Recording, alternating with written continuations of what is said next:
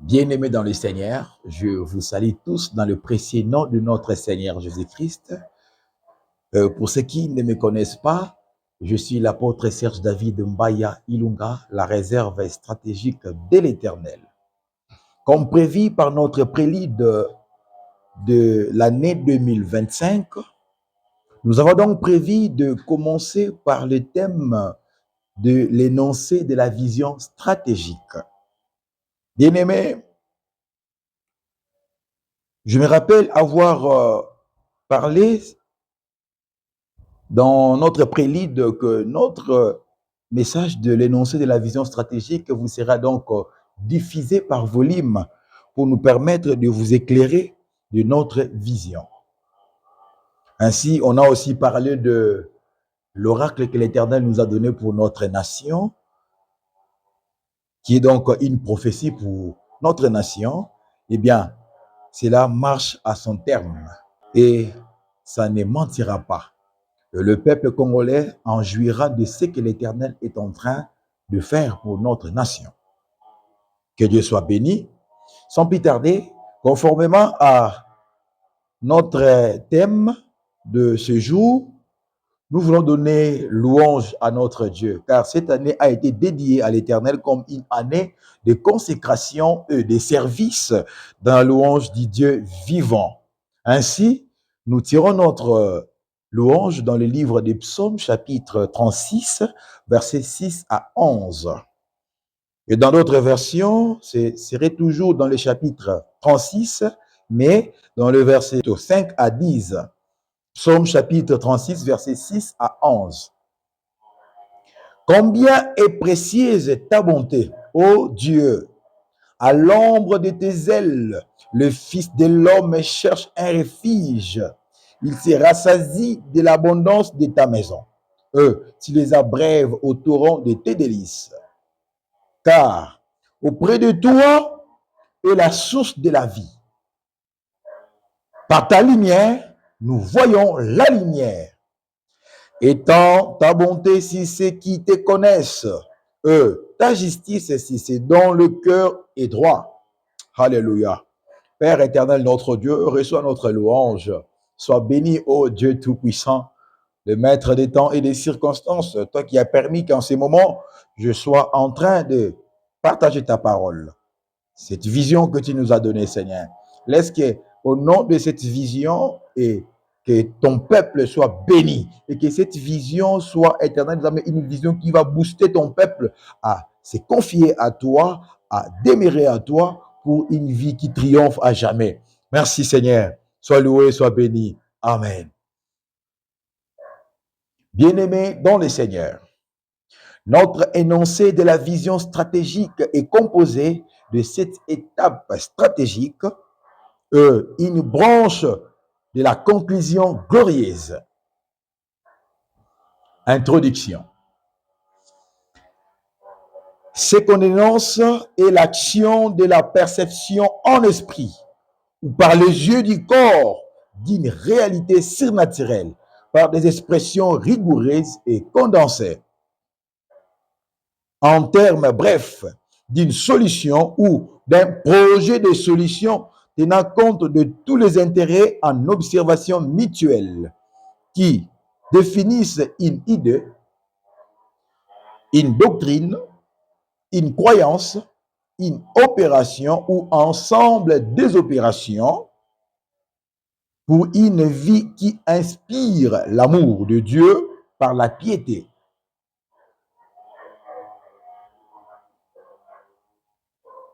Bien-aimés dans le Seigneur, je vous prie donc de suivre attentivement la description de la vision stratégique. Notre vision s'est décrite ainsi. Amener l'homme à triompher au milieu d'une génération perverse et corrompue par la connaissance de la gloire de Dieu sur la face de Christ. Amener l'homme à triompher au milieu d'une génération perverse et corrompue par la connaissance de la gloire de Dieu sur la face de Christ. Bien-aimés dans le Seigneur, Notre vision est une vision spirituelle et sacerdotale, c'est-à-dire une vision biblique. Ce n'est pas une vision judiciaire pour que nous puissions donner les articles ainsi que des lois, mais c'est une vision biblique. Ainsi, nous voulons plonger nos regards dans la loi de l'Éternel, aux Écritures saintes, en vue de pouvoir vous partager ce qui a fait motion de notre vision. Ce qui définissent notre vision, ce sont bel et bien les Écritures saintes. C'est par ces Écritures que l'Éternel a permis à ce que nous puissions voir sa lumière et aider aussi le peuple de Dieu de pouvoir marcher selon sa lumière. Car le monde d'aujourd'hui est un monde perverse, un monde corrompu. Nous marchons au milieu de ce monde qui est corrompu, un monde rempli de la perversité, de la corruption. Eh bien, le Seigneur va nous aider en nous donnant la lumière de pouvoir orienter l'action humaine à triompher face à cette génération qui est perverse et corrompue. Le Seigneur va nous parler. Bien-aimés, vous savez, étant que serviteurs de Dieu, nous sommes confrontés par des épreuves diverses qui caractérisent notre appel. Et lorsque j'étais dans les moments difficiles, j'étais dans les moments pénibles, par la corruption qui traverse le monde, la perversité de ce monde, eh bien, j'ai été secoué. Je me disais, mais à l'église, je rencontre des pareilles choses. Dans la société, même par-ci, par-là, il y a toujours des choses qui ne donnent pas gloire à Dieu. La méchanceté, la corruption, toutes ces choses, bien-aimés. Alors que j'étais en train de traverser ces moments-là, le Seigneur va apparaître. Le Seigneur va me rencontrer. Et dans la parole de Dieu, dans le livre d'Ésaïe, nous voyons Dieu parler à Ésaïe. Il dit à Ésaïe de dire au peuple d'Israël de mettre leur confiance en l'Éternel. Eh bien, c'est par là que le Seigneur va passer pour me parler. Et il me dit, Ésaïe chapitre 41, verset 10, il me dit, face à tout ce que tu as vu, la corruption que tu as vu, la perversité que tu as vu, eh bien, je t'invite à ne pas craindre. Il dit, ne crains rien, car je suis avec toi. Ne promène pas de regards inquiets, car je suis ton Dieu. Je te fortifie. Je viens à ton secours. Je te soutiens de ma droite triomphante. Alléluia. Alléluia. Bien-aimé, laisse-moi vous dire, ce Dieu qui m'est apparu, qui m'a parlé, qu'il me soutient par sa droite triomphante, est bel et bien ton Dieu. Toi qui crois au Seigneur Jésus-Christ, toi qui crois au Seigneur Jésus. Laisse-moi te dire, ce même Dieu qui m'est apparu, qui me dit, qui me soutient par sa droite triomphante, est bel et bien ce même Dieu qui te soutient. Voilà pourquoi il va me dire d'amener l'homme à triompher au milieu d'une génération perverse et corrompue. Et comment il peut nous soutenir? C'est par sa droite triomphante. Bien-aimé, j'aimerais d'abord dire à une personne qui traverse les moments difficiles, laissez-moi vous assurer que pendant ces moments difficiles que vous traversez, vous n'êtes pas seul. Il y a un Dieu, il y a une main invisible qui te soutienne. Une main invisible qui te soutienne dans ces moments difficiles, dans ces épreuves, dans ces tourments, dans cette maladie. Il y a une main invisible qui te soutienne. Et cette main est une main droite triomphante de l'Éternel. La main droite de l'Éternel triomphe à jamais. La main droite de l'Éternel remporte des victoires éclatantes. Oh, alléluia. Bien-aimé, la main droite de l'Éternel est bel et bien une main qui nous fait triompher. Il m'a dit, je te soutiens par ma droite triomphante. Alléluia. Alléluia. Gloire soit rendue à Dieu. Et c'est de la façon que l'Éternel parla à son serviteur Jacob, son serviteur Israël. Et en ces temps, il se révèle à notre personne pour nous secourir, pour nous faire triompher de sa droite triomphante. Et nous sommes toujours dans l'ancienne alliance. Et là, nous disons dans Proverbe chapitre 29, verset 6, bien-aimé, il le dit, il y a un piège dans le péché de l'homme méchant, mais le juste triomphe et se réjouit. Alléluia. Bien-aimé, ceux qui font votre souffrance, ils travaillent secrètement contre votre personne. Ils agissent même physiquement, moralement, spirituellement, contre votre vie, contre votre destinée, contre votre appel dans le Seigneur. Bien-aimés, tout ce qu'ils font, ce n'est que le piège. Ils sont tombés dans un piège de vous faire mal. Ils sont tombés dans un piège de vous captiver. Ils sont tombés dans un piège de vouloir vous faire souffrir. Bien-aimés, c'est un piège. C'est un piège. Et nous, étant que justes, nous sommes appelés à vivre par la foi, à triompher dans la jouissance, à triompher dans l'allégresse, à triompher dans le Seigneur, et non à vaciller face à toute puissance du monde des ténèbres qui domine ici-bas. Bien-aimés, nous devons exercer notre pouvoir étant qu'enfants de Dieu. Et notre pouvoir ne peut être exercé que dans la connaissance. Lorsque nous ajoutons la connaissance à notre foi, eh bien, nous triomphons. Et pour finir, avec l'ancienne alliance, nous prenons le livre de Sophonie chapitre 3, verset 14. La Bible dit, évidemment, l'Éternel le dit au peuple de Dieu, au peuple racheté, il dit, pousse des cris de joie, fille de Sion, qui veut dire peuple de Dieu, pousse des cris d'allégresse, Israël, réjouis-toi et triomphe de tout ton cœur, fille de Jérusalem.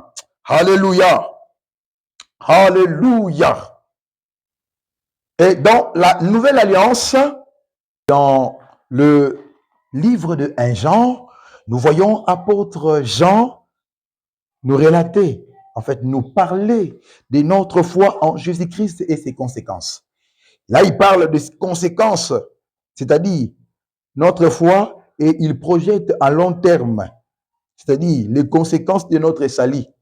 C'est par la foi à la personne de Christ. Et là, l'apôtre Jean est en train d'écrire sa seconde épître. Il dit, dans le chapitre 5, 1 Jean, chapitre 5, verset 1 à 5, il dit, quiconque croit que Jésus est le Christ est né de Dieu, et quiconque aime celui qui l'a engendré, aime aussi celui qui est né de lui. Nous connaissons que nous aimons les enfants de Dieu lorsque nous aimons Dieu et que nous pratiquons ses commandements. À noter, les commandements. Car l'amour de Dieu consiste à garder ses commandements et ses commandements ne sont pas pénibles. Alléluia. Voyez bien aimé, les commandements. Les commandements émanent de la loi de l'Éternel. Les commandements émanent de la connaissance. Le commandement provient de la connaissance.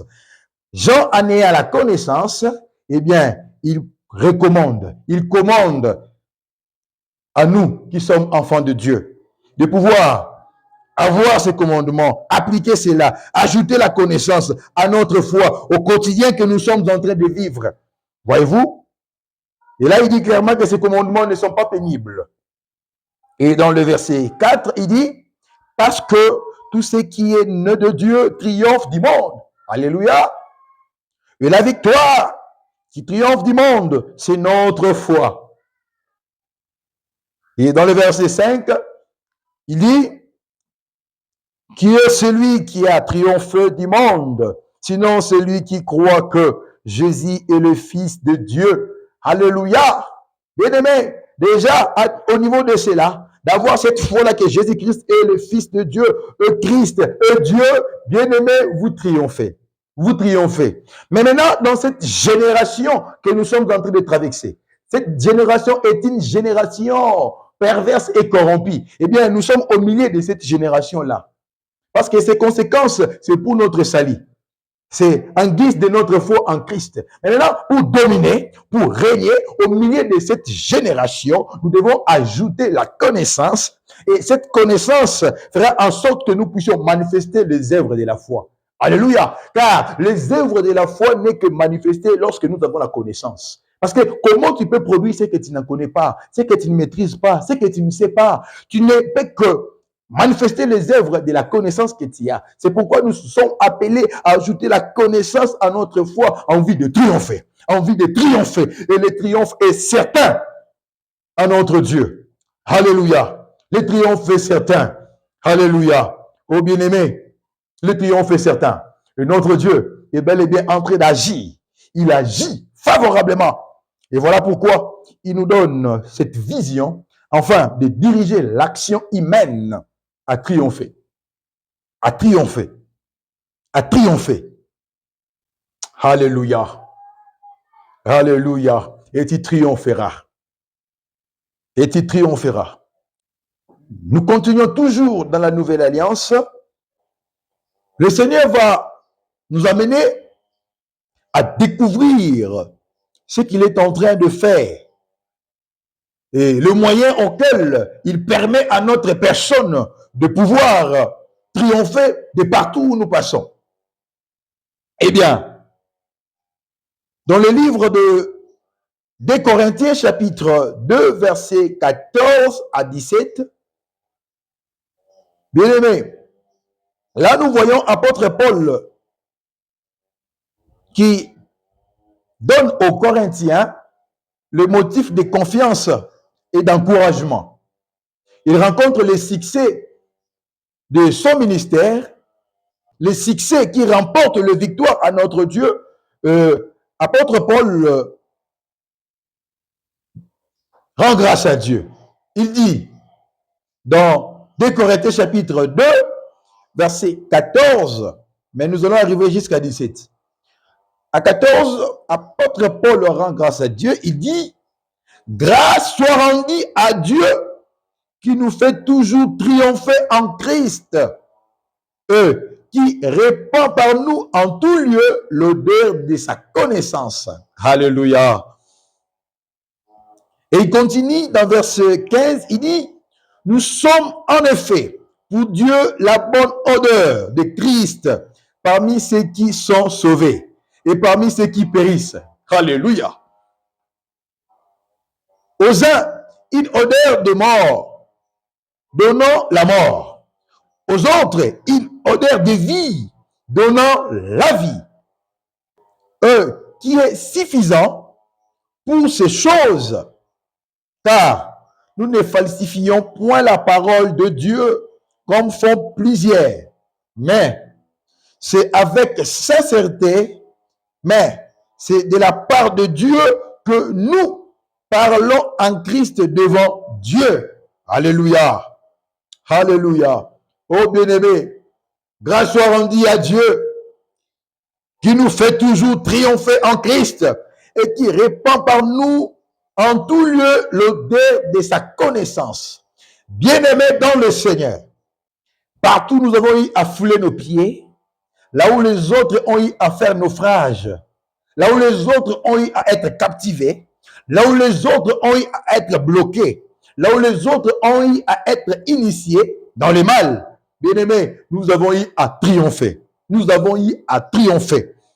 C'est un témoignage que je partage à travers ces messages, que nous avons eu à triompher là où les autres ont eu à faire naufrage. Et nous rendons grâce à Dieu pour cela, car il répand vers nous l'odeur de sa connaissance.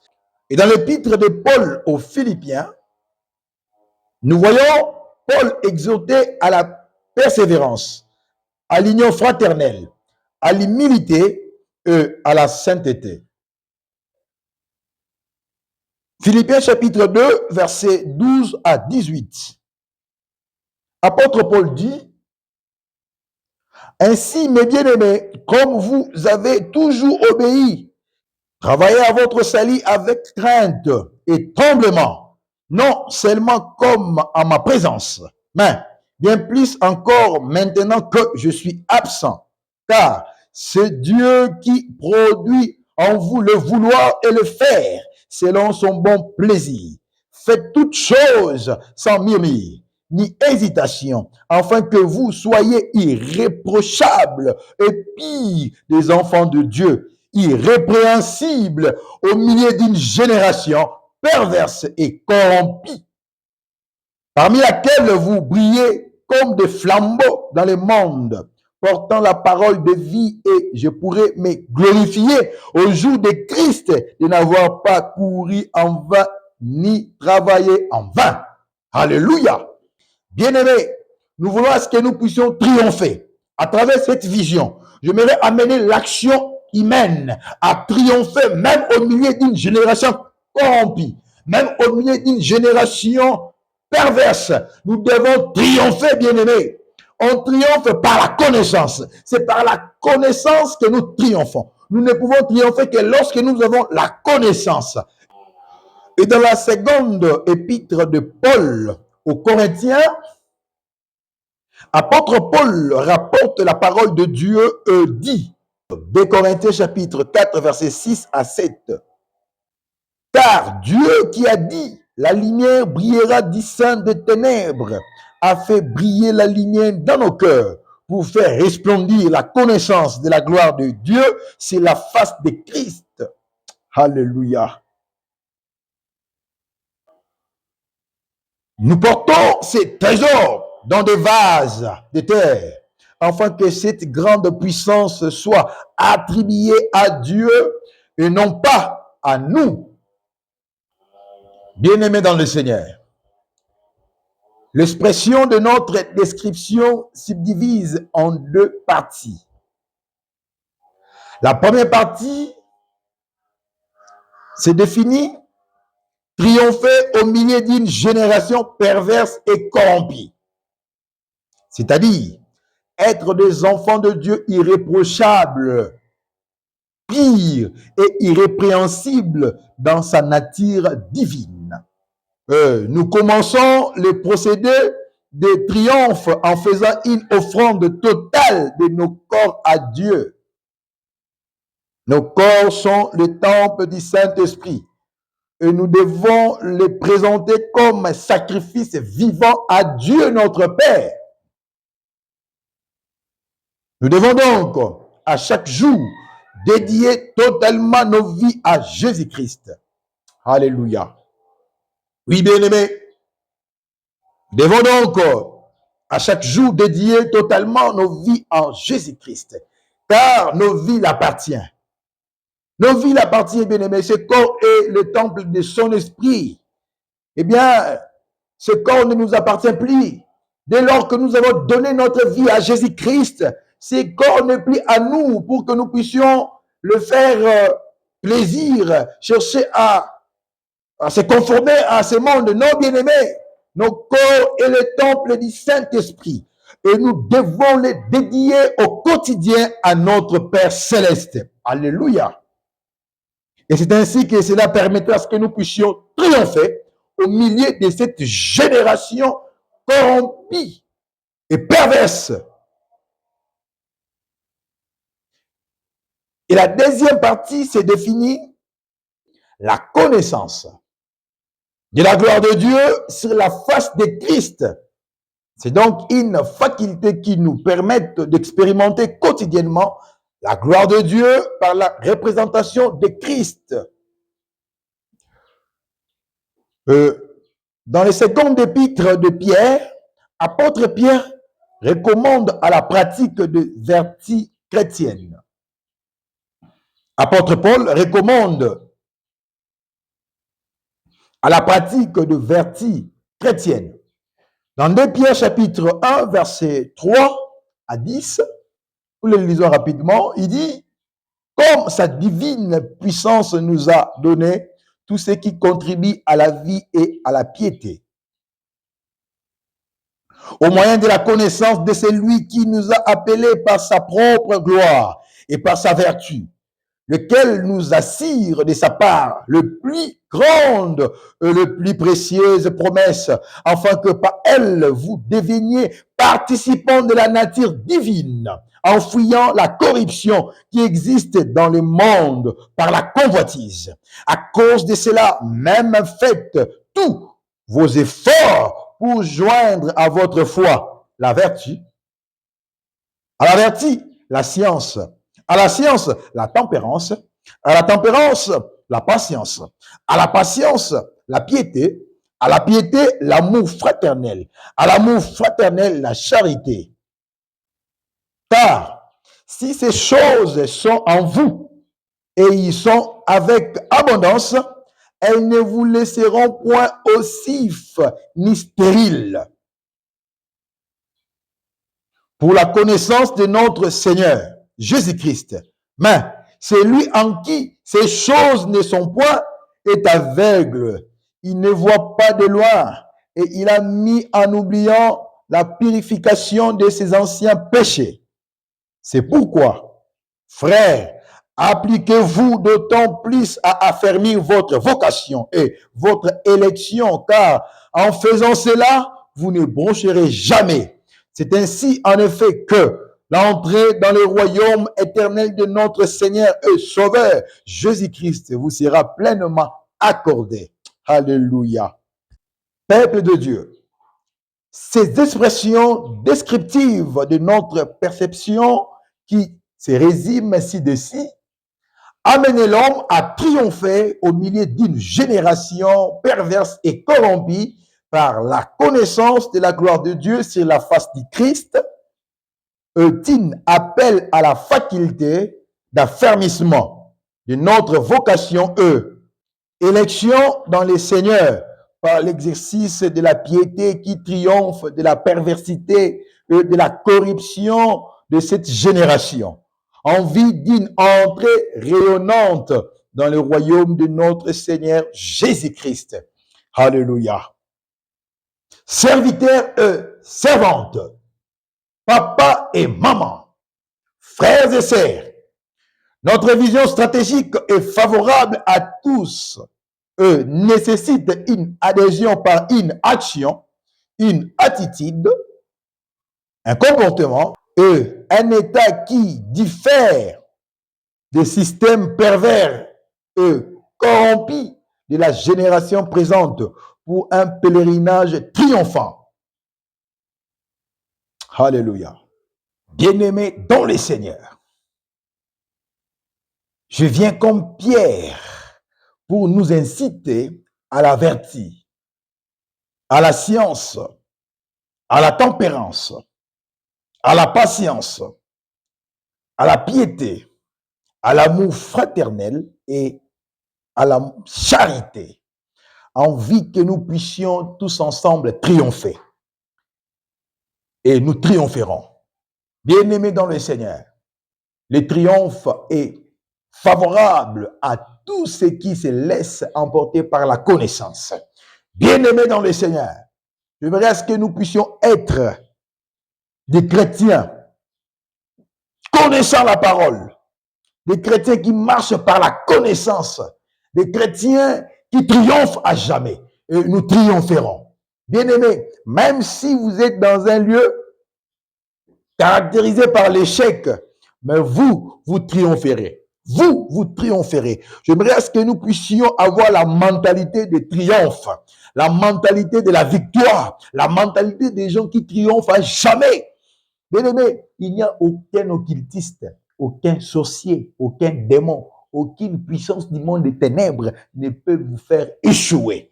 Bien-aimé, il n'y a aucun homme qui peut se lever contre vous et remporter la victoire. Lorsque vous avez la connaissance de la gloire de Dieu vous fera triompher. Lorsque vous avez la connaissance de la gloire de Dieu, vous triomphez, bien-aimé.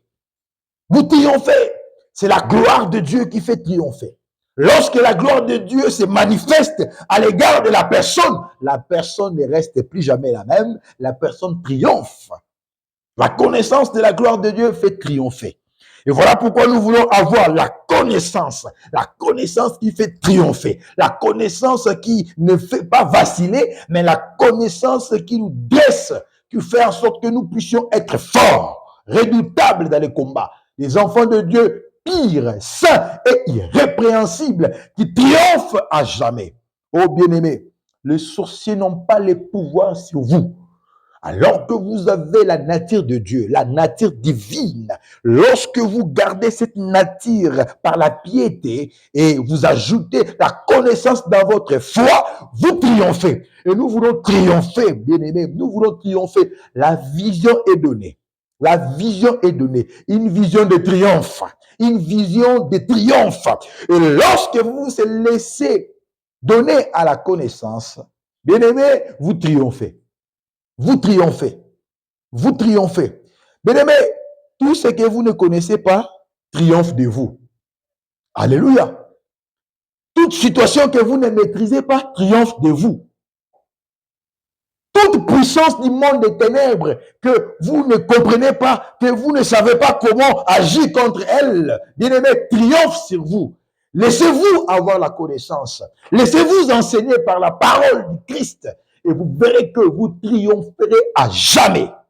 Bien-aimés dans le Seigneur, face au monde des ténèbres, vous n'êtes pas appelés à vaciller. C'est bel et bien le monde des ténèbres qui est appelé à vaciller à votre égard. Lorsque vous avez la connaissance, vous ne vacillez pas. Alléluia. Et ici, par la vision que Dieu nous a donnée, il nous donne le mandat de pouvoir apporter la révélation. La parole de Dieu dit, quand il n'y a pas de révélation, le peuple est sans frein. Pourquoi? Le peuple est sans frein. C'est par manque de la révélation. Voyez-vous? Et cette vision que le Seigneur nous a donnée, il nous donne la capacité de pouvoir révéler. Et à travers ces révélations, vous aurez la connaissance. Et cette connaissance vous mettra à l'abri, afin que l'ennemi ne puisse pas vous dévorer. Bien-aimé, si vous avez la connaissance, il n'y a aucun démon qui peut jouer de vous. Il n'y a aucun esprit qui peut dominer sur vous. Ça veut dire, quand il n'y a pas de révélation, le peuple est sans frein. Et s'ils observent la loi.